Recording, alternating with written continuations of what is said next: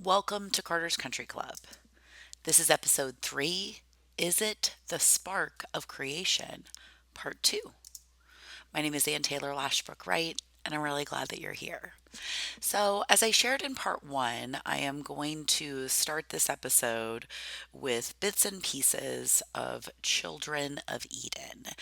And as I have also shared, we are going to dive a little bit deeper into a conversation about the natural law or first principle or creator's principles or natural rights, whatever you want to call it, but the principle of gender. So let's take a deep breath and we're going to listen to a little bit more of the character of Adam and Eve's conversation as they approach the tree of knowledge. How'd you do that?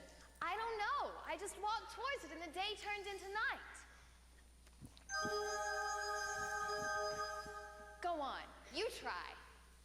No, I don't think that's Don't be such a such good a coward, Adam.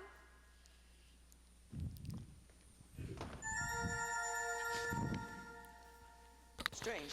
What do you think it means? I don't know. It's a mystery to me. A what? A mystery? Oh, that's a wonderful word, Adam. It means that there's something else beyond what we... Ooh, that's another wonderful word. What is? Beyond. Eve, we have enough work.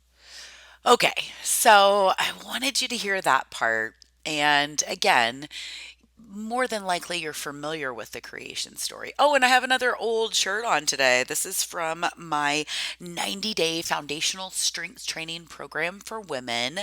And this is our old Beyond Movement logo. So I wanted to give a shout out. If you happen to be someone that used to take part in Beyond Movement, I'm really glad you're here and I'm really glad you've hung in this long. But the conversation today is not about Beyond Movement. The conversation I want to continue on is the principles of masculine and feminine and this kind of dance that we all do with them. And as I shared in part 1, I want to share these bits and pieces of Children of Eden to kind of get you thinking about kind of the original story that perhaps those of us that are raised Christian or were exposed to this story just in, pop culture, kind of already had our views of men and women. And you can even hear that in, in the dialogue between the two. But I did want to make sure that we heard beyond because that's where Beyond Movement comes from. And I shared that earlier. But it's my love of this musical, my love as a teenager. And I started teaching at a very young age when I was about 19. And so, when I decided that I was really clear that my offering was different than maybe some of the other somatic practices out there because I was a woman, right? Joseph Pilates is a man. All of your Indian gurus of the past were men. For generations, yoga was by men for men. And I've shared already that in the ballet world for hundreds of years, at least in my understanding, it was just men. So I felt that, being in my biological female body with my biological female pelvis, which is what I used to call it at the time, that I needed to make something authentic to me. And I loved that musical and I loved her entire concept of beyond. And so that's what I'm here to invite you to with Carter's Country Club is for us to go beyond movement. Okay. And as I have shared before with these slides, we must also read, right? Super important. Okay, I'm going to continue on. This is a slide that you all have seen before that you're familiar with from episode 1. And I'm just going to remind you because as I shared in part 1 of this episode, of episode 3, I feel that it is really important that I repeat some things so that you really get them. Right? My son took his 4th private Pilates lesson today, and things were really starting to click for him. And he could even kind of make those connections with other movement practices. So that's what we've got to do, right? So when we're talking about, what I might refer to as the divine feminine, I think of the wisdom of the grandmothers. And so this is part of my birth story. As I lay in the hospital, had stopped breathing, was paralyzed, and then strapped down with only my ears to hear, I prayed again. I surrendered and asked for help. I awoke hours later on a ventilator, being shown a picture of my son and typing on a phone to communicate. I will not make this choice again. I felt that my rights were fully taken, and I spent 4 days fighting to leave. Out of fear, I chose to leave home, and I will never again look to any institution to save me. I do have a belief that He saves, but I am not here to share what I'm here to share what I know, not what I believe. This is my personal experience, my story, my truth, no one else's, and I will only share what I know to be true. I did see that Candace Owens had a baby, and she shared in her podcast. I don't, she's got way too much pop culture stuff going on.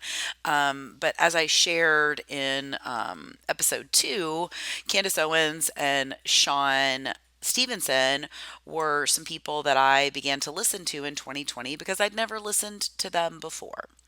So, Candace had shared that she chose to leave the hospital even though they said it was, quote, early. And so, Child Protective Services chose to visit her.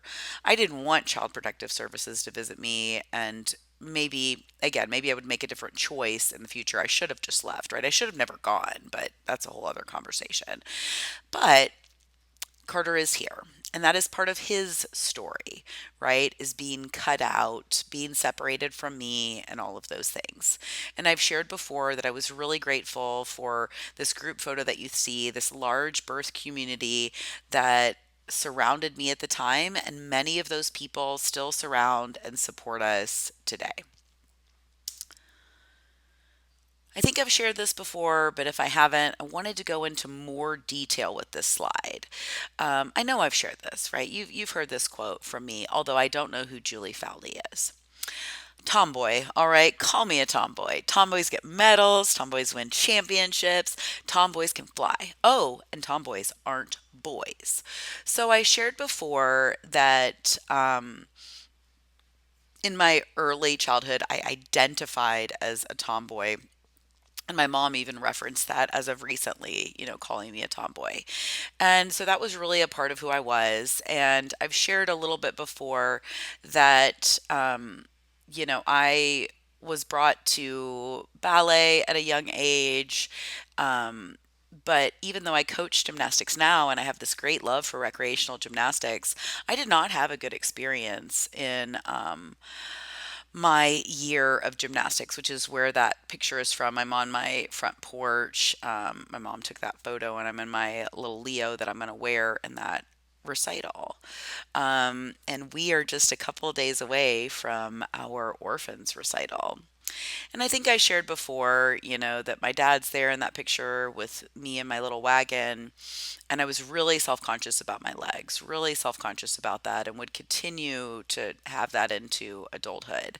And I never want that for anybody else. And I just want to make sure that females are supported. And I talked more about that in episode 2, so I don't think I need to harp on that. But I want you to start to get this picture of how we are going to support um, raising boys and girls, right? The question in episode 2 was, are you raising a boy?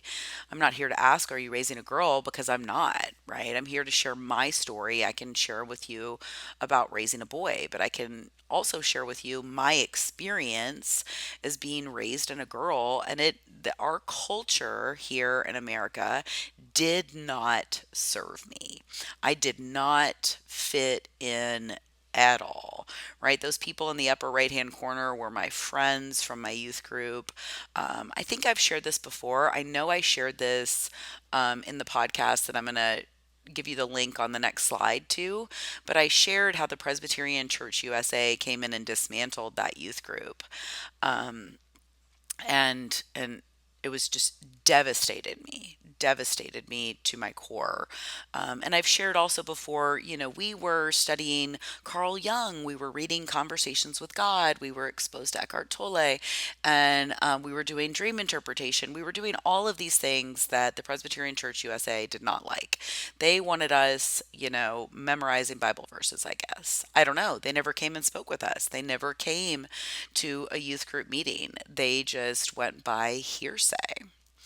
So I'm going to keep going on. But again, this whole purpose here is for me to create this relationship with you so that we can come together in person and create this thing I call Carter's Country Club. So the first podcast that I did after, my long absence from being online was I went on Jerry's podcast, God is Love, Truth, Life. And I told my story about being the first generation off the farm. And so you can screenshot and get this link. You can comment here below and I can put the link for you so you can go listen to that. But I just added animal images of my dog Quartz, who sometimes you'll hear his little feet in the background. And these are the two kitties that he's raised. Ruby is the little black cat, and the orange tabby is, we mostly just call him Sim, but his Carter gave him the name Simba that day that we brought him back from our friend's farm. So we love the animals here, and you can hear more about my past in that episode. This is a slide from that episode. And again, in the whole, I guess, guys, I don't know. I don't know what the word I'm looking for, but in order to really ground us in on the divine feminine, I have to think of the matriarch of, the Lashbrook side of the family. I've got to think about my grandmother, my nana. I have wonderful matriarch and my Grandma Betsy on my mom's side. But nana is where I really got to understand awakening and Christ consciousness and enlightenment and all of those things because you could see it in her eyes. Carter and I were talking the other day, and I shared this in the podcast with Jerry, and I probably shared it a little bit in episode one. That is the church that was across the street from my grandmother's house, and she began playing piano in that church at the age of 12. And I believe it's 76 years that she played piano in that church. So that's where the love of music, I think, really comes from. And this understanding of a deepening of Christ consciousness because my grandmother spent hours a day in Bible study and prayer. She totally was a walk the walk. And her only brother was killed in a farming accident when he was very young. And so she ended up growing up as an only child. So she wanted to have a large family. And I've shared before the big images of the Lashbrook family Christmas. So she wanted this large family. But one of the things that Carter and I were talking about yesterday is we were wondering, and I don't have Nana here to ask, so maybe I should ask my dad or maybe ask one of his siblings if we think that Nana gravitated towards the piano and those kind of things because she didn't have anybody else to play with, because she was alone. And I was telling that to Carter because he feels alone as an only child. And I'm open if I have another child, but Justin's 43 and I'm 42, so that would need to happen soon and we stay open, but hasn't happened. So we'll see. The wisdom of all my grandmothers showed me what Christ consciousness truly is. I know it is a change in consciousness versus policy slash politics that is needed to quote say this. This is not a spiritual or religious war, but a war of right versus wrong. There is no time to debate religion or dogma. We must focus on our Creator's principles. Others may call these first principles natural law, God's law, natural rights, or divine law. There is objective morality, and we must begin to raise our young by putting first things first. Unlike most, my family did raise me. All institutions have been corrupted. We must abandon them and rally behind the truth, not the church. And maybe that's a little triggering for you. I'm sorry. But again, I'll let Justin share his experience. But in my experience, that interpretation of the Bible that says Jesus said that a church is not a place of wood and stone or bricks and stone, whatever. Maybe that's a Masonic reference. I don't know. But if that is true, it's true for me. It's true for our family. We don't subscribe to an institution. And that's why I wanted to share this quote. And I shared it again in previous episodes. You don't need religion to have morals. If you can't define right from wrong, then you lack empathy, not religion. And you've seen some of these images before, but here are some videos because what I wanted to do in episode 3 is start to share my experience of raising this masculine dude. And I really went with my intuition, which is why I added that little infographic there to these. It wasn't logical to take an 18-month-old to ballet. I wanted his feet to be strong. I've shared that before. And I wanted him to have creative expression. And I just kind of intuitively went with it. And I took him actually to the studio that was not the studio I grew up in. And then we continued to find subsequent classes. So if you are kind of clueless about boys and ballet and boys getting introduced to what is typically called a ballet tap combo class, then here's a little visual for you. Here's Carter walking across the room, and he's coming to a little parallel passe. And here's Carter once he has his little tap shoes on. And I love this next little thing that he does because he picks up his foot. And I'm guessing, I don't know, that the teacher said, no, you got to pick up your feet. And I don't think she meant hold your foot. But I know very well, perhaps you do too, if you work with 3-year-olds, that they're so literal. So he's going to, of course, pick up his feet. And I've shared before this image, these images in the red, corduroy kind of overalls are from Carter's second Nutcracker. And in the upper right hand corner is when Carter played Fritz last year. I was a little bit older than Carter when I got to see Miami City Ballet do the Nutcracker in Miami.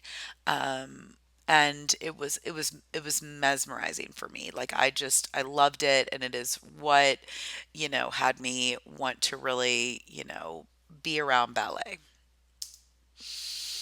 I've shared before. This is the constellation Aries. So we're going to keep getting a little bit more fiery as this progresses. And I've also shared this Martha Graham quote. And if you don't know who Martha Graham is, you should. But this is so perfect. And Carter and I were talking about this even today as we came back from Pilates, which he doesn't really want to do. But he's got a little slight bit of scoliosis. And so I know to be true that it's my job to support him in being healthy, even if he doesn't want to do the things that are healthy.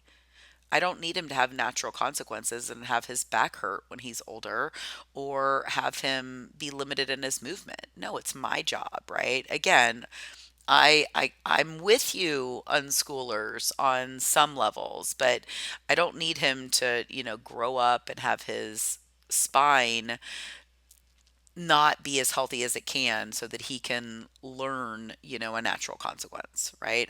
Even though he fusses, we're gonna go to Pilates. We learn by practice, whether it means to learn to dance by practicing dancing or to learn to live by practicing living. The principles are the same.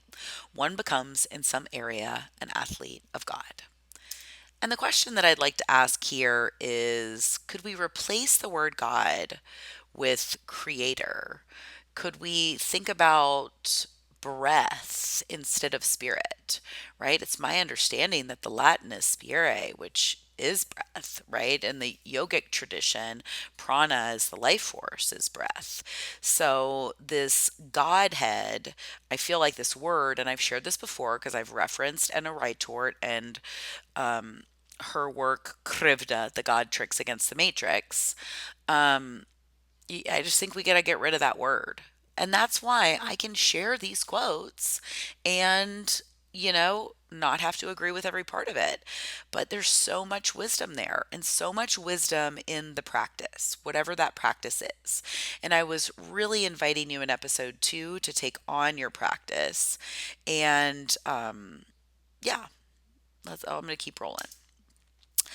I think I've shared this quote before as well. Ballet requires everything: physical focus, mental clarity, emotional intensity, and spiritual wonder. Again, we could take out spiritual, take out that spirit part, and like wonder of breath, right? Breath of life. And I like these images together because Carter really wants to have a ranch someday. We actually talked today about the money that he's been saving, and perhaps when he gets a few $1,000s, he might just want to buy a little bit of land and then just keep growing that. So I just don't know, though, if boys like Carter that envision themselves having a land and ranch and a big family are really the ones that are being invited and welcomed to ballet. I don't know, right? I didn't choose this for him. I have given him these opportunities and followed my intuition, and he chooses, right? He wanted to wear the Western wear. He was interested in that. I had never heard of Balanchine's Ballet Western Symphony. And once I read about it, I had to show it to him, and he was so inspired. So, my intention this September is to go to New York City, which Justin totally doesn't want to do. And I mean, he'd like to see a big ballet, but he doesn't want to go to Manhattan. But I want to take Carter because I want him to see Western Symphony. And I want you, if you haven't looked that up, then look up Western Symphony and think about what would be possible if boys were exposed to that ballet or Agnes de Mille's Rodeo. Oh, here's a little bit of light for you. Let's take a deep breath. I forgot the song was here. I see the light. I see the light at the end of the tunnel. I see This is the Emmylou Harris again from and it's Cowgirl's Prayer. burning bright.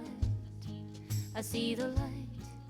It's the light at the end that I run to, and the light, darling, is Aren't we all seeking that? in the lonely heart of darkness. I have stumbled. I shared that I'm inviting you to do the shadow work, myself too. Always searching, but never finding a ray of sunlight to guide my way. Oh, that wasn't quite as clean of a transition as I would have liked. I think I've shared this before. So Carter just completed his first play that was just a straight play, no musical theater, no ballet, tap jazz, nothing like that, just a straight play. And, I'm going to let him tell you at some point his experience of this. But it was his first experience because he's not in public school. And we kind of are in this small community. And Carter, as I've shared before, has these girlfriends, not girlfriends, like gonna call them your, I don't know, kids call them your girlfriend like they pretend like they're dating or whatever, but friends that are girls. And he didn't experience these girls, most of them, in being very kind to him, a couple of them. But it was his first experience where he felt like they were rude and hateful. And he felt like he thought that they were going to be excited to have another theater kid. And that wasn't his experience. He felt like the boy was excited to have another boy, but he also thought there were going to be more boys because he thought, well, surely more boys do theater than come to ballet. And I said, well, they do, but it's still small numbers. But why is that? Why is it? I mean, I really want to just keep asking those questions. Are they really welcoming? I don't know. And here's the quote that I chose to put together with this slide. How do you say your how do you say to your child in the night, nothing's all black, but then nothing's all white? How do you say it will all be all right when you know that it might not be true? I've shared this before from Sondheim's musical Into the Woods, and this is from the song Children Will Listen. And they're listening and learning this somewhere. And I'm going to say something really bold right now. So just be, you know, it is what it is, right? Again, I'm going to keep expressing gratitude to Mark Passio and his work on, de facto Satanism in the feminist movement.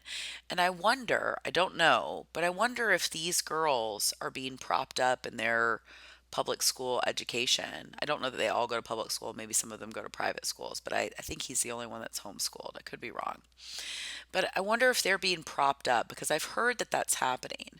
I've heard that we're putting down the masculine, putting down the boys, especially the white boys. Now, as a female athlete and as a woman, I get the journey that people have taken. But if you think that feminism is all good, then again, please comment here and I would like to educate you. And I would like to direct you to go look at the work of Mark Passio and look at the distorted feminine and his detailed presentations about that. There's lots of other resources, but that's what I'm present to now. Again, I said it was going to get fiery. I talked a lot in episode 2 about Carter's journey on a bike, and I shared this quote. To be who you are and become what you are capable of is the only goal worth living. Alvin Ailey. And if you've watched the Ailey documentary, you get that he had it a little rough. And I'm going to let you watch that documentary and see if you're making the same connection that I made um, as Ailey as a man and his expression of himself. I'm not going to speak to that. Just watch the documentary and see what you think. But I wanted to share this mandala that I shared at the beginning and I've opened this presentation with because this is about the sacral chakra. This is about how we are created. And if we destroy the masculine, if we suppress that, just as we in the past perhaps have suppressed the feminine, right? I started this off talking about the story in the Bible and painting Eve in this light, right? But it seems to me in 2025 that we're distorting the masculine. And I just wonder how that's affecting our boys. And I'm wondering if the arts are contributing to this. In their attempt, I know that it's their attempt to be quote inclusive. I feel that they're excluding boys that maybe want to ride BMX. And my next question is, are you willing to take action? Are you willing to be involved in the raising of our children? Now, I have two amazing women that I am thinking of right now that never had children, but have dedicated their lives to helping and supporting others. They are high level mediums. They are very gifted in all of the areas, and they support children in a way that maybe people that even physically had children haven't. I shared this before in earlier episodes. It's my experience that 90% of people are not raising and caring for their children. And I've shared these before, but I want to share again. Are you willing to be patient while your child toddles on a trail? Or are you just going to put him in a stroller? And he's wearing terrible shoes in this video, by the way. My dad got him those shoes. No judgment, Dad, but like my dad doesn't think about movement the way I do. He's an amazing athlete, an amazing lifter, but my dad got him those shoes and he thought they were so cool, so Carter had to wear them. And I've shared before, this is Carter's first little backpack, and that's Black Bear in the back. But you got to listen to this part because you got to hear him. It's right on the front. Right here, right here, right here, right here.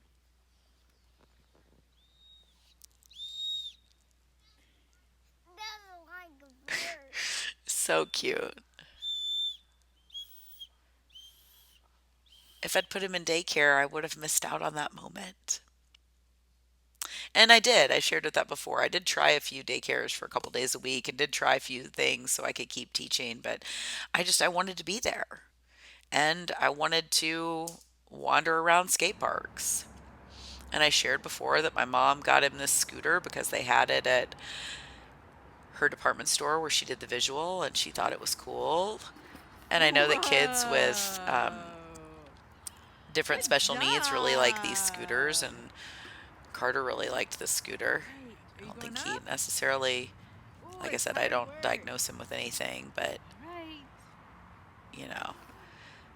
Ooh, But good as I've shared job. before, he took a long time. It takes a long time to encourage cautious children.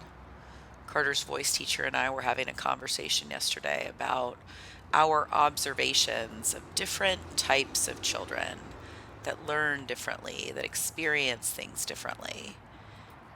Nice. And Carter was very cautious. It took a long time to encourage him to do these things. And I'm really grateful. I guess I'm going to get emotional. I didn't think I was going to, but I'm so grateful for his voice teacher recognizing the perfectionism in Carter in a way that I thought was there, but his teacher sees it really strongly. And I'm so grateful for them, right?